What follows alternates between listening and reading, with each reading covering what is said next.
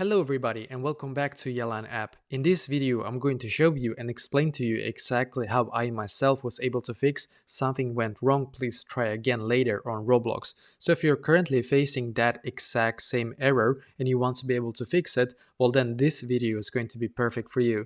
Because actually what we're going to do, and not everybody knows about this, but you need to actually close your Roblox app and instead we're going to open up our settings app. So go into your settings app and now you should be taken to this page right here as you can see. And now what we're going to do on this page is to just simply scroll down a little bit and then you're going to click where it says general. So click on general and it should now take you to this page, which is perfect. So now what you're going to do on this page is to just scroll down a little bit and then click on storage as you can see. And then you're going to wait a couple of seconds for everything in here to load, of course. And now when it has loaded, you should now be taken to this page and you can also scroll down in here and see all the apps that is currently on your phone. But for this tutorial, we're going to find where it says Roblox, of course, and then you're going to click on Offload App, and then once again click on Offload App in here. And just wait a couple of seconds and then click on the blue button here once again.